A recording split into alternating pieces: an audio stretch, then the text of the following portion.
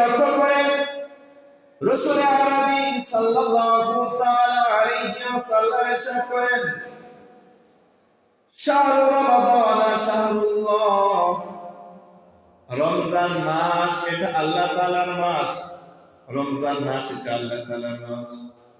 ওয়া শাহরু শাবান, আর শাবান মাস হলো আমার মাস।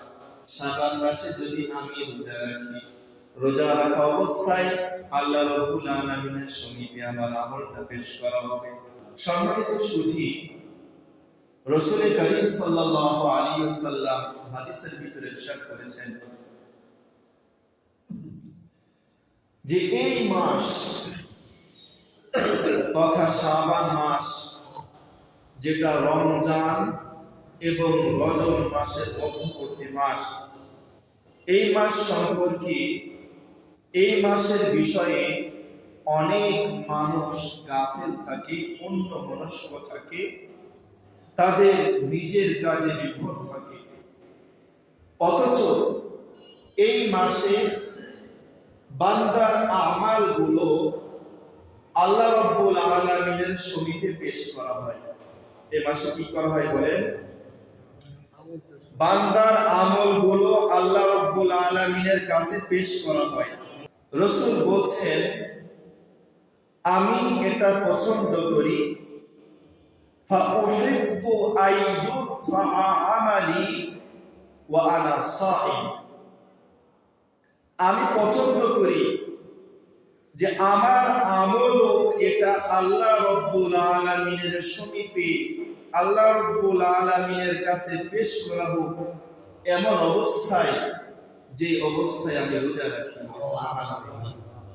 এই জন্য রাসূল করিম সাল্লাল্লাহু আলাইহি ওয়াসাল্লাম শাবান মাসের পুরো সময় যে আমলটা ব্যাপকভাবে করতেন সেটা হলো নফল রোজা। সেটা কি বলেন? নফল রোজা। রাসূল সাল্লাল্লাহু আলাইহি ওয়াসাল্লাম শাবান মাসে নফল রোজা বেশি রাখতেন। মুসলিম শরীফের অপর আরেকটি হাদিস আম্মা জান আয়েশা রাদিয়াল্লাহু তাআলা আনহা থেকে বর্ণিত, আন্না নবী সাল্লাল্লাহু আলাইহি ওয়াসাল্লাম ইয়াসুমু ফি শাহরি শাবান কাসীরান ইল্লা কালিলা। আম্মা জান আয়েশা রাদিয়াল্লাহু তাআলা আনহা বলেন যে রাসূল সাল্লাল্লাহু আলাইহি ওয়াসাল্লাম শাবান মাসে অনেক বেশি রোজা রাখতেন, সামান্য কিছু দিন ব্যতীত। কতদিন? অর্থাৎ শাবান মাসের শুরু থেকে 27শে শাবান পর্যন্ত রাসূল করিম সাল্লাল্লাহু আলাইহি ওয়াসাল্লাম ব্যাপকভাবে যে আমলটা করতেন সেটা হলো সিয়াম সাধনা, রোজা রাখা। এটা মুসলিম শরীফের হাদিস। আর আগের যে হাদিসটা বলেছি যে রাসূল বলছেন যে সাধারণ মানুষ এই শাবান মাস সম্পর্কে গাফিল থাকে, অনেক মানুষ গাফিল থাকে, অথচ এই শাবান মাসে বান্দার আমল এটা তার কাছ থেকে উত্তরিত হয়ে আল্লাহ রাব্বুল আলামিনের সম্মুখে পেশ করা হয়। আর আমি পছন্দ করি এমন অবস্থায় আমার আমলটা আল্লাহ রাব্বুল আলামিনের কাছে পেশ করা হোক যে অবস্থায় আমি রোজাদার। এই জন্য আমাদের এই শাবান মাস উপলক্ষে যে সাধারণ আমল সেটা হলো বেশি বেশি নফল রোজা রাখা। বেশি বেশি কি করা বলেন? নফল রোজা রাখা, যেটা মুসলিম শরীফের সহিহ হাদিস দ্বারা প্রমাণিত। আর আম্মা জান আয়েশা রাদিয়াল্লাহু তাআলা আনহা যে হাদিসটা বলেছেন, আগের হাদিসটা সাইয়্যিদুনা আবু হুরায়রা রাদিয়াল্লাহু তাআলা আনহু থেকে বর্ণিত, পরবর্তী হাদিসটা আম্মা জান আয়েশা রাদিয়াল্লাহু তাআলা আনহা থেকে বর্ণিত। যেহেতু ওনার সাথে রাসূলের দৈহিক সম্পর্ক ছিল, রাসূলের স্ত্রীর ভিতরে অন্যতম তিনি ছিলেন, তিনি বলছেন যে আমি রাসূলের অন্যান্য মাসে যে পরিমাণ রোজা রাখতো তার তুলনায় রাসূলকে আমি দেখেছি যে শাবান মাসে নফল রোজা বেশি বেশি। রাসূল অন্যত্র আরেকটা হাদিসের ভিতরে বলছেন, শাহরু রমাদান শাহরুল্লাহ ওয়া শাহরু শাবান শাহরি, রমজান মাস এটা আল্লাহ তাআলার মাস, যেহেতু আল্লাহ রাব্বুল আলামিন হাদিসে কুদসির ভিতরে ইরশাদ করেছেন, রমজান মাসে বান্দা তোমরা রোজা রাখো, কেন আমি নিজেই রোজার প্রতিদান স্বরূপ, নিজেই কি রোজার প্রতিদান। এদিকে লক্ষ্য করেন রাসূল আরবি সাল্লাল্লাহু তাআলা আলাইহি ওয়াসাল্লাম ইরশাদ করেন, শাহরু রমাদান শাহরুল্লাহ, রমজান মাস এটা আল্লাহ তাআলার মাস, রমজান মাস এটা আল্লাহ তাআলার মাস। ওয়া শাহরু শাবান, আর শাবান মাস হলো আমার মাস। শাবান মাসে যদি আমি রোজা রাখি, রোজা রাখা অবস্থায় আল্লাহ রাব্বুল আলামিনের সম্মুখে আমার আমলটা পেশ করা হবে। আল্লাহ রাব্বুল আলামিনের সম্মুখে কি করা হবে? পেশ করা হবে। আল্লাহ রাব্বুল আলামিনের কাছে রোজা অত্যন্ত একটা পছন্দনীয় আমল। কেননা অন্যান্য আমলের ভিতরে শিরকের গন্ধ থাকতে পারে, গায়রুল্লাহকে দেখানোর জন্য হতে পারে, লৌকিকতাপূর্ণ হতে পারে। আপনি দান করলেন মানুষকে দেখানোর জন্য, আপনি অন্যান্য আমল করলেন মানুষকে দেখানোর জন্য, কিন্তু রোজা একমাত্র এমন একটা আমল যে আমলটা শুধুমাত্র একমাত্র আল্লাহ তাআলার জন্যই হয়। কার জন্য বলেন? আল্লাহর জন্যই হয়। এখানে লৌকিকতার বলে কিছু নাই। কেন? রোজা এমন একটা ইবাদত যে ইবাদত দেখানোর কোনো কিছু নাই, দেখানোর কোনো কিছু নাই। এই জন্য রোজা আল্লাহ রাব্বুল আলামিনের কাছে অত্যন্ত পছন্দনীয় একটা আমল। এই জন্য রাসূল বলেন, এই শাবান মাস সম্পর্কে সাধারণ মানুষ অত্যন্ত গাফিল হয়ে যায়, তারা নিজের কাজে নিপুণ হয়ে যায়, তারা অন্যমনস্ক হয়ে যায়। ইয়াযুলু কাসীরুম মিনান নাস, অনেক মানুষ গাফিল হয়ে যায় এই শাবান মাসে।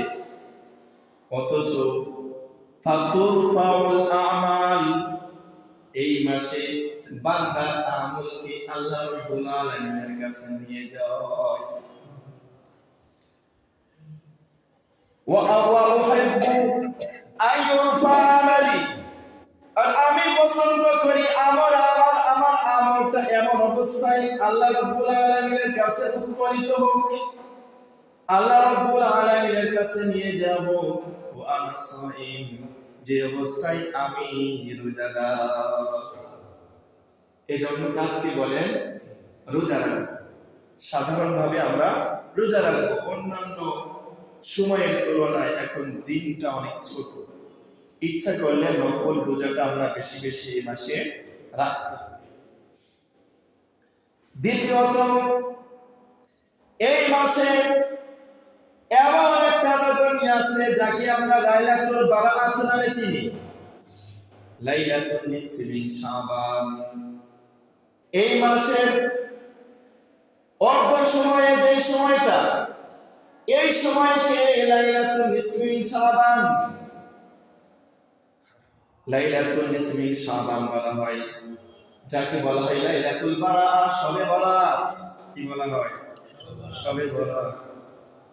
শবে বরাত সম্পর্কে 10 জন সাহাবী থেকে হাদিস বর্ণিত হয়ে আসছে। কতজন সাহাবী থেকে? 10 জন সাহাবী থেকে হাদিস বর্ণিত হয়ে আসছে।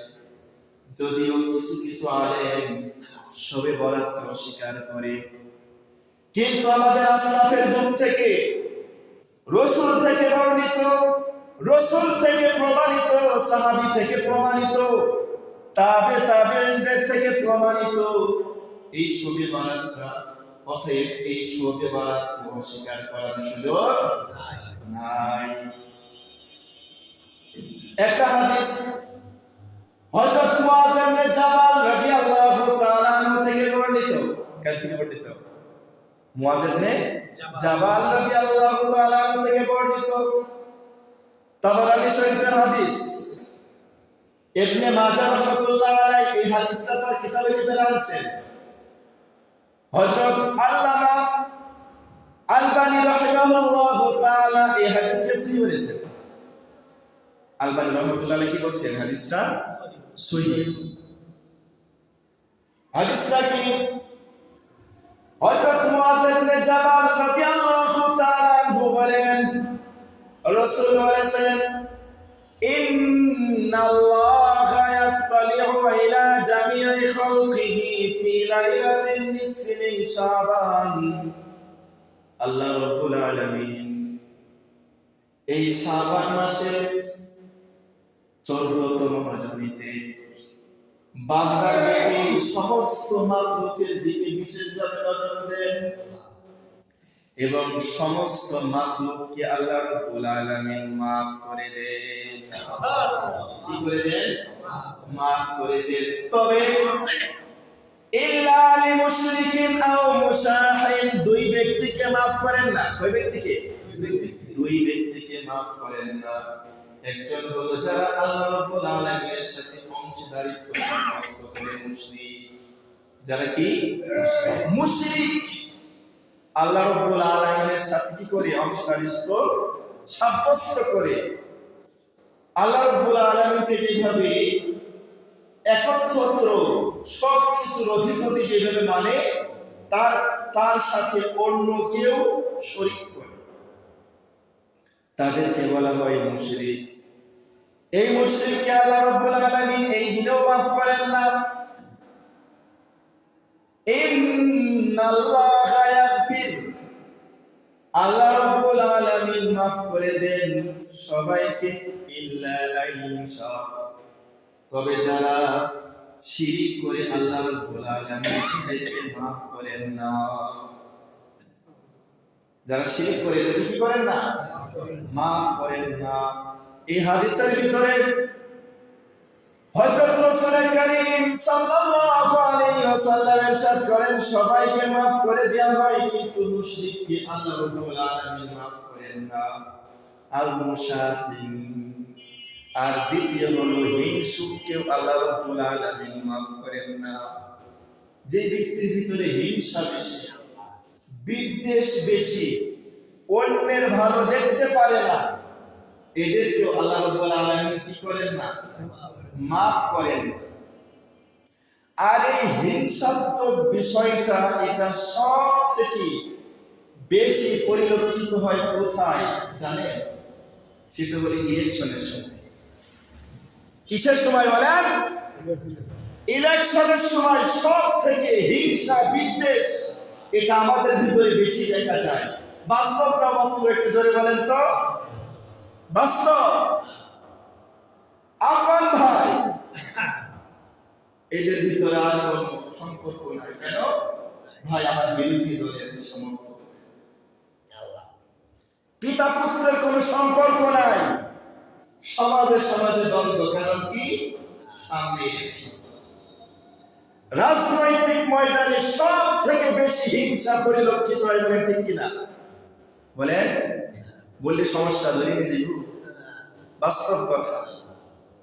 আমরা এই পরিমাণ ট্রমার ভিতরে আছি, ভয়ের ভিতরে আছি, কিছু একটু বললেই হয়েছে, করবো যদি আমার ধরে নিয়ে যায়, হুজুর আপনি ঠেকাইতে না পারে। অথচ এটা সম্পূর্ণ বাস্তব একটা বিষয় যে আপনার এই রাজনৈতিক ময়দানে সব থেকে হিংসা পরিলক্ষিত হয়। কি হুজুর? কি সাধারণ মানুষ, কি এলিট শ্রেণী, কি নিম্ন শ্রেণী, সবার ভিতরে এটাই যে এই ক্ষেত্রে খুব হিংসা।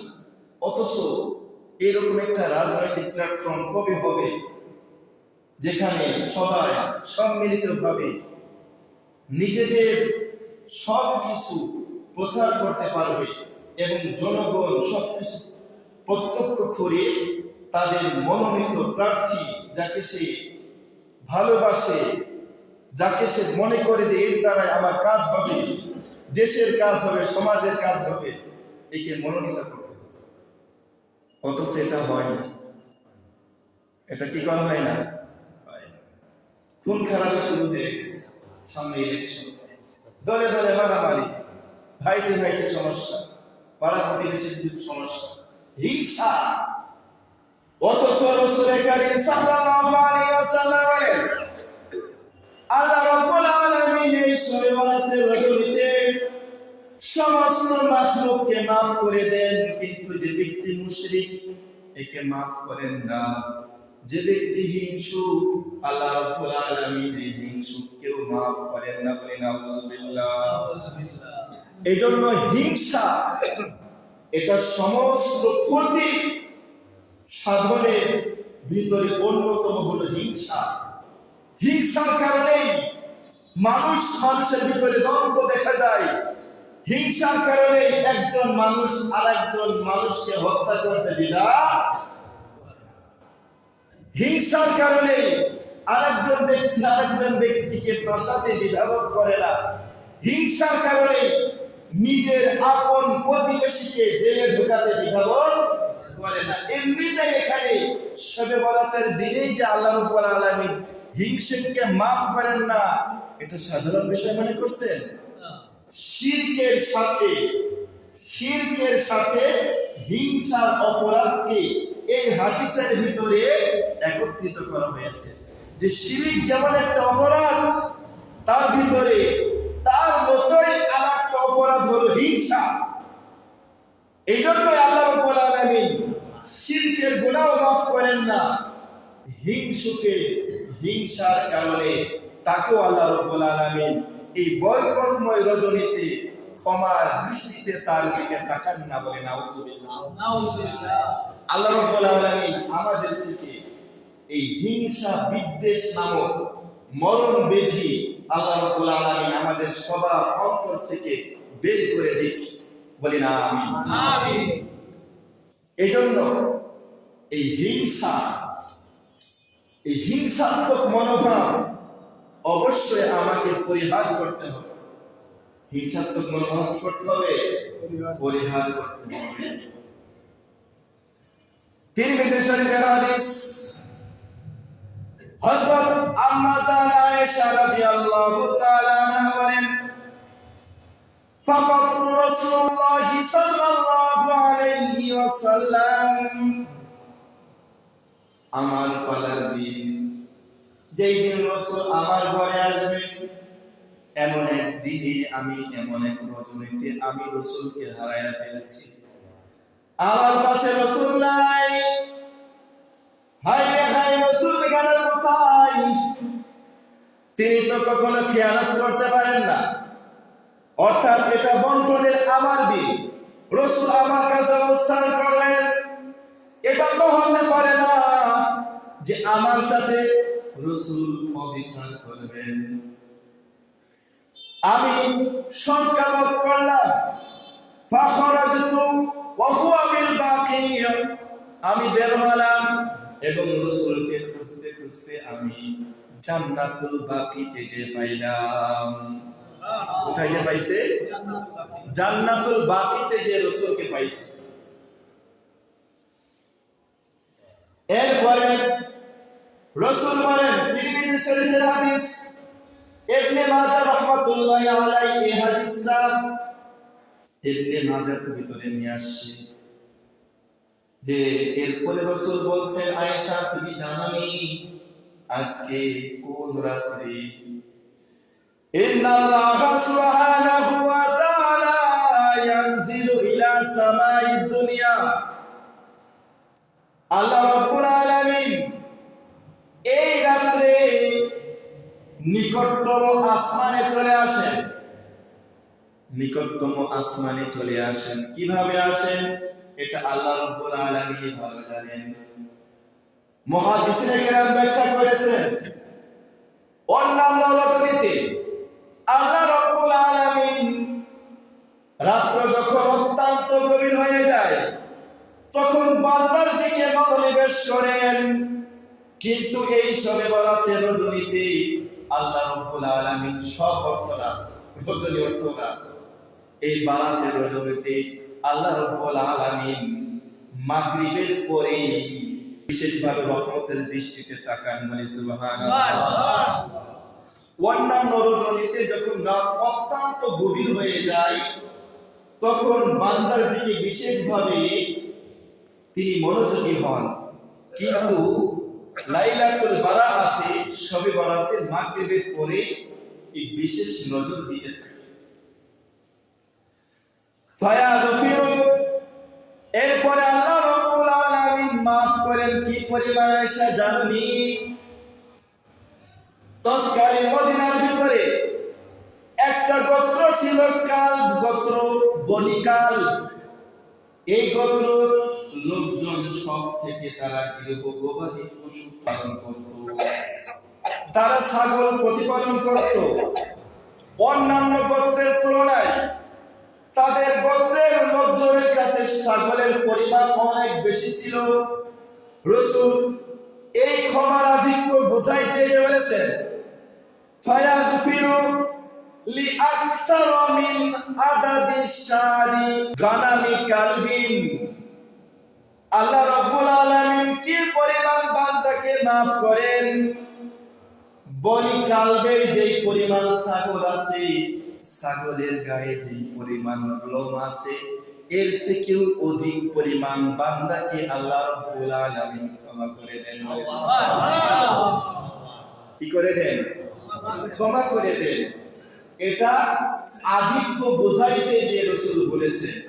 আর অন্যত্র যেটা এর তুলনায় আরো সহিহ হাদিস, যেটাকে আল্লামা আলবানী রাহমাতুল্লাহ আলাইহি হাদিসটা সিলসিলাতুস সহিহার ভিতরে নিয়ে আসছেন, এবং উনি বলছেন শবে বরাত সম্পর্কে অনেক হাদিস আছে, তার ভিতরে এই মুআয ইবনে জাবাল রাদিয়াল্লাহু তাআলা আনহু হাদিসটা ওনার কাছে বেশি সহিহ। যেহেতু 10 জন সাহাবী থেকে শবে বরাত সম্পর্কে হাদিস প্রমাণিত, আর হাদিস বিশারদদের অভিমত অনুযায়ী যখন দুর্বল হাদিস, যেটা বিভিন্ন সূত্রে বর্ণিত হবে, যেগুলো সূত্র একাধিক সাহাবা থেকে বর্ণিত হবে, যদিও সূত্রের মাঝে এমন কিছু লোক আছে যারা দুর্বল মেধার অধিকারী, যাদের বিভিন্ন ত্রুটি বিচ্যুতি আছে, কিন্তু যেহেতু একাধিক সনদ, একাধিক সূত্র থাকার কারণে ওই হাদিসটা যে বানোয়াট হাদিস এটা বলার সুযোগ থাকে না। অতএব যেহেতু 10 জন সাহাবী থেকে হাদিসটা শবে বরাতের হাদিস বর্ণিত হয়ে আসছে, এই জন্য শবে বরাত যে বানোয়াট, শবে বরাত সম্পর্কে হাদিসগুলো যে মাউযু, বানোয়াট, এটা বলার কোনো সুযোগ নাই। এজন্য সামনে শবে বরাত আসছে। আজকে হলো শাবান মাসের 10 তারিখ। কত তারিখ বলেন? শাবান মাসের 10 তারিখ, 14তম রজনী, অর্থাৎ আগামী মঙ্গলবার দিবাগত রাত্রি হলো লাইলাতুল বারাত, মাপের রজনী, দায় মুক্তি রজনী। এই রাত্রিতে অবশ্যই আমরা আমাদের গুনাহগুলো মাপ চাইব, আল্লাহ রাব্বুল আলামিনের কাছে রুনাজারি করব, নফল ইবাদত ইত্যাদি গুলো আমরা বেশি বেশি করার জন্য চেষ্টা করব। তো আম্মা জান আয়েশা রাদিয়াল্লাহু তাআলা আনহা থেকে যে হাদিসটা বর্ণিত, যেখানে রাসূলকে তিনি হারায় ফেলছেন, রাসূলকে খুঁজে পাচ্ছেন না, তো রাসূলকে খুঁজতে যে পাইছেন কোথায়? জান্নাতুল বাকি কবরস্থানে, মদিনার গোরস্থানে যে পাইছেন, সেখানে তিনি গেছেন। যাওয়ার পরে তিনি কবর জিয়ারত করতে গেছেন। কি করতে গেছেন বলেন? কবর জিয়ারত করতে গেছেন। এটা হলো রাত্রে। কখন গেছেন? রাত্রে না ফজরের পরে? ফজরের পরে তো পূজার দরকার নাই, রাত্রে গেছেন। তো এই ক্ষেত্রে ইসলামিক স্কলারগণ, ফকিহ এবং মুফতিগণ, তারা এই কথা বলেছেন যে রাসূল যেহেতু প্রত্যেক শবে বরাতেই যে রাসূল কবর জিয়ারত করতে গেছে, এটা প্রমাণিত নয়। রাসূল তার জীবদ্দশায় শবে বরাতকে কেন্দ্র করে শুধুমাত্র এক রজনীতেই গেছেন, এক শবে বরাতেই গেছেন। অতএব যেভাবে কোনো বাড়াবাড়ির সুযোগ নাই, ইসলামের ক্ষেত্রে ছাড়াছাড়িরও কি নাই? সুযোগ নাই। বাড়াবাড়ি যেভাবে অপরাধ, পরিত্যাগ করাটাও অপরাধ। অতএব কেউ যদি এই উপলক্ষে শবে বরাতের রজনীতে তার পিতা মাতার কবর জিয়ারত করতে যায়, নিকট আত্মীয়দের কবর জিয়ারত করতে যায়, এই সুযোগটা আছে যেহেতু রাসূল নিজেই গেছেন। আরেকটা কথা হলো, রাসূল কি দলবদ্ধভাবে সাহাবাদের নিয়ে গেছেন না একাকী গেছেন? বলেন, একাকী গেছেন। অতএব এই ক্ষেত্রেও বাড়াবাড়ির সুযোগ নাই যে সংঘবদ্ধ দলবদ্ধ ভাবে যে ওখানে কবর জিয়ারত করতে হবে, এই জন্য একাকী যাইতে। আর সব সময় না, সব শবে বরাতে নয়। এটা আপনার রাসূল যেহেতু জীবদ্দশে একবার গিয়েছেন, আপনি সব সময় যে আপনার পিতামাতার কবর জিয়ারত করেন কোনো সমস্যা নাই। যেহেতু কবর জিয়ারতের বিষয়টা এটা সরাসরি সহিহ হাদিসের মাধ্যমে প্রমাণিত। রাসূল নিজেও অসংখ্যবার তিনি কবরস্থানে যে জিয়ারত করেছেন। এই জন্য যে কোনো সময় কবর জিয়ারত করার সুযোগ আছে, কিন্তু শবে বরাতকে কেন্দ্র করে প্রত্যেক শবে বরাতে দলবদ্ধভাবে যাওয়ার কোনো সুযোগ নেই। প্রত্যেক শবে বরাতে দলবদ্ধভাবে যাওয়ার কি নাই? সুযোগ নাই। আপনি একাকী যে কোনো দিন যে কোনো সময় যান, কোনো সমস্যা নাই। কবর জিয়ারত করা মুস্তাহাব। সেখানে গেছেন, জিয়ারত মানে সাক্ষাৎ করা। জিয়ারত মানে কি করা? সাক্ষাৎ করা। কবর জিয়ারত করলে অন্তরটা, দিলটা নরম হয়। দিলটা কি হয়? নরম হয়। মৃত্যুর কথা বেশি বেশি স্মরণ হয়। আমরা সাধারণভাবে থাকি, গাফেল অবস্থায় থাকি, ইবাদত বন্দেগীতে মনোযোগ পাই না, ইবাদত বন্দেগী করতে ভালো লাগে না। গুনাহে এত পরিমাণ জড়িয়ে গেছি, এত পরিমাণ অনৈতিক কাজে জড়িয়ে গেছি। অনৈতিক বলতে যেটা শরীয়ত এলাও না, শরীয়ত কে না এলাও না, শরীয়ত সমর্থন করে না, এমন অসংখ্য গুনার কাছে জড়িয়ে গেছি। গুনাহ করতে করতে অন্তরটা কালো হয়ে গেছে। এই জন্য এইগুলো দূর করার জন্য সব থেকে মহা ঔষধ হলো মৃত্যুকে স্মরণ করা। আকসিরু হাযিহিল লাযযাতাল মাউত। রাসূল কারীম সাল্লাল্লাহু আলাইহি ওয়াসাল্লাম একদিন মসজিদে নববীর ভিতরে আসেন।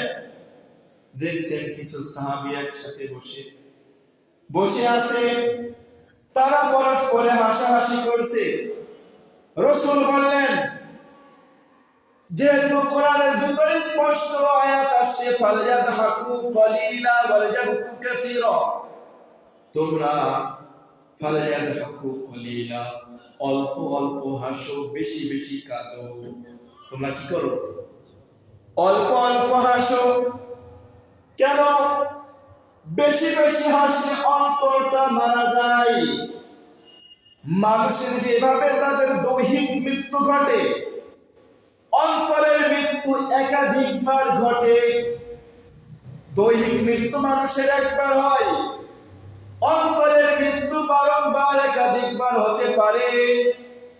বান্দা যখন গুনার কাজে নিমজ্জিত হয়ে যায়, মশগুল হয়ে যায়, অন্তরটা মারা যায়।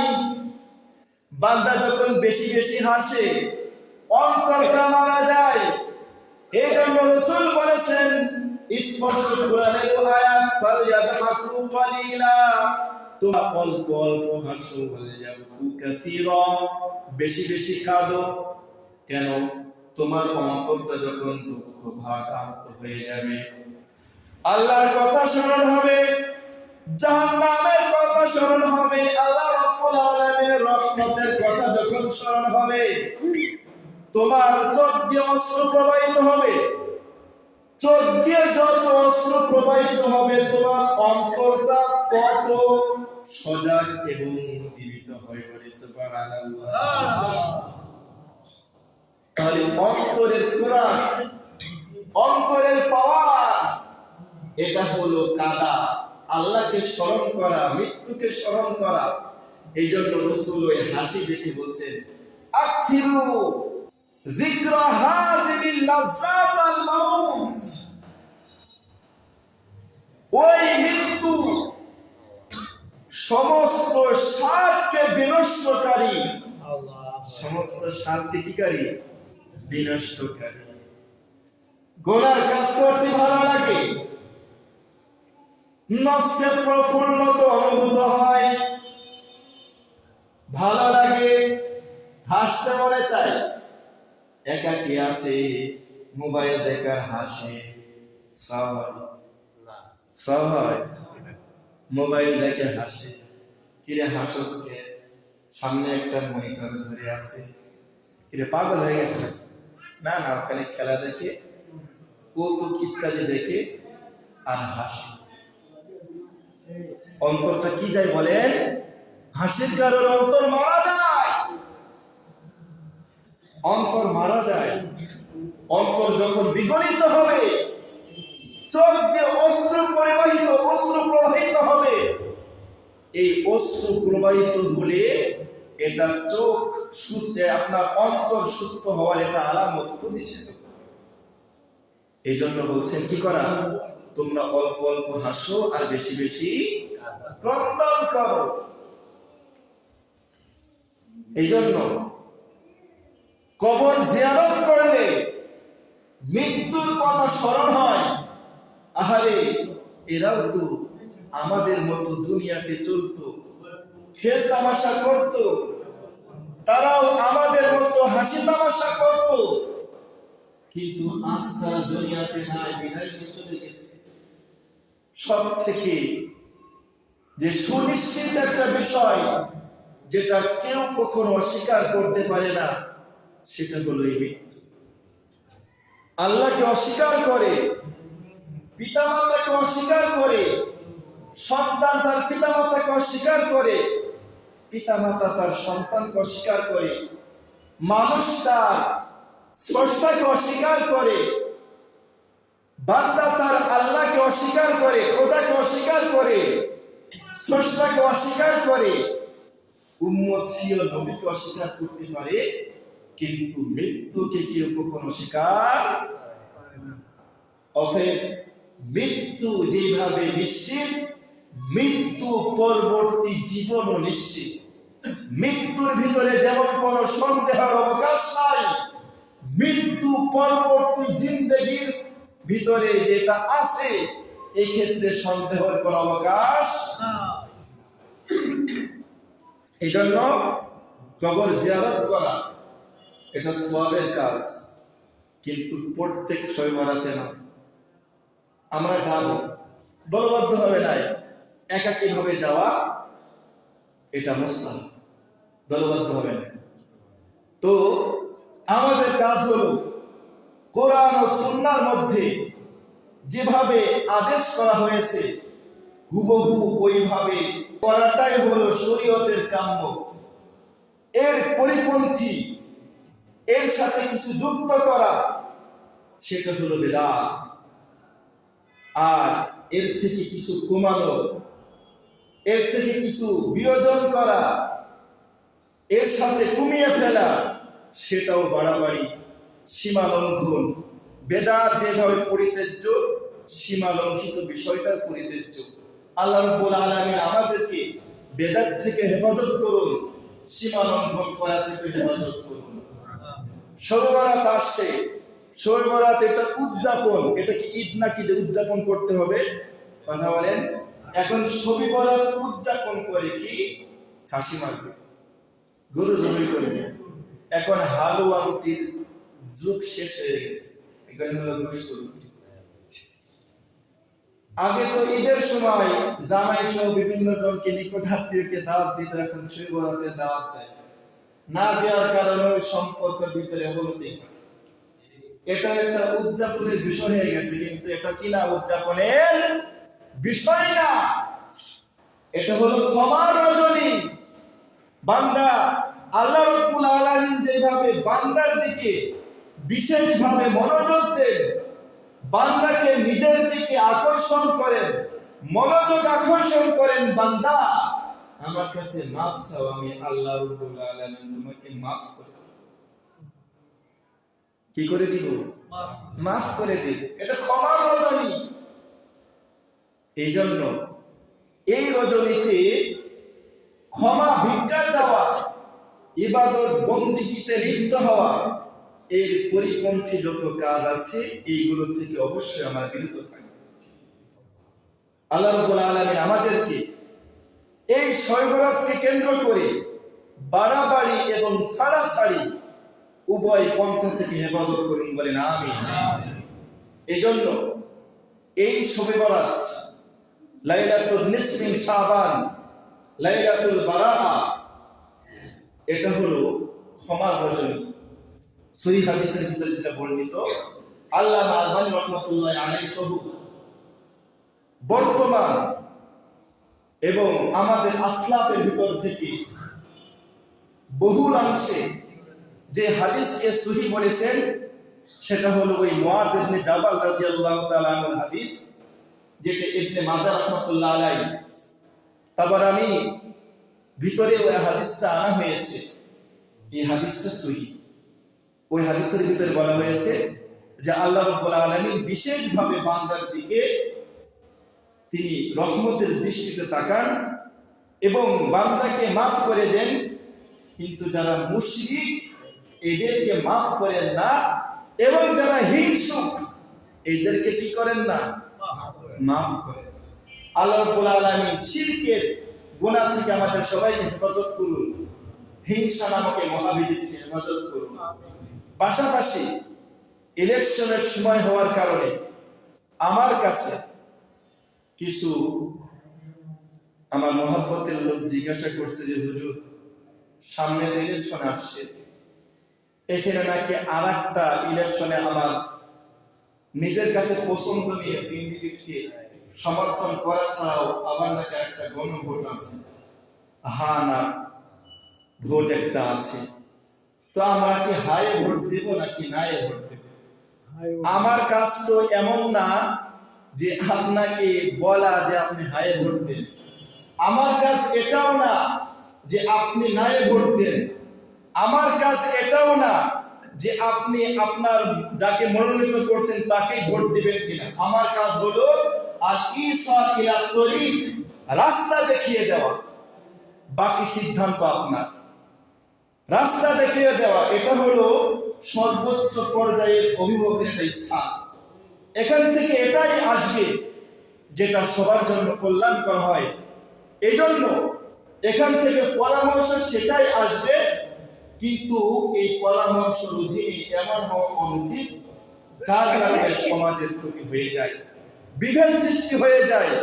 তবে এখান থেকে স্পষ্টভাবে এই ঘোষণাটা আসা উচিত যে আপনার সিদ্ধান্ত আপনি যেন যথাযথভাবে গ্রহণ করতে পারেন। তবে তারা জিজ্ঞাসা করছে কারণ কি? যেহেতু এখানে এই মেম্বার থেকে দুই ধরনের আওয়াজ আসছে। কোন কোন হুজুর বলছেন হায়ের পক্ষে ভোট দেওয়া যাবে না, আবার কোন কোন হুজুর বলছেন হায়ের পক্ষে কি দিতে হবে? ভোট দিতে হবে। পেস লাগছে নি? পেস লাগছে কারা? এখানে বসে লাগানো হয়েছে। এখন এই জন্য জিজ্ঞাসা করছে যে আমরা কোন দিকে যাব। তা আসলে এটা কি, গণভোটটা কি, এটা জানলে স্পষ্ট হয়ে যাবে। ক্ষমতার ভারসাম্য রক্ষা, ক্ষমতার ভারসাম্য রক্ষা করা, কিছু সংস্কার যেটা সমাজের জন্য কল্যাণকর। তারা যে প্রশ্ন উত্থাপিত করছে এক্ষেত্রে যে হুজুর এখানে আল্লাহর নাম বাদ যাবে, বিসমিল্লাহ বাদ যাবে, এই ক্ষেত্রে তারাও এটা স্পষ্ট করছে এবং ধর্ম উপদেষ্টাও বলছে আল্লাহর নাম বাদ দেওয়া না দেওয়া, বিসমিল্লাহ রাখা না রাখা, এই বিষয়টা এখানে নাই। এটা আগের থেকে যেহেতু আছে এটা থাকবে, সাথে সাথে কিছু সংস্কার এখানে যুক্ত হবে যেটা সমাজ ও রাষ্ট্রের জন্য কল্যাণকর। এখন সিদ্ধান্ত আপনার কাছে, আপনি হায়ে ভোট দিবেন না নায়ে ভোট দিবেন।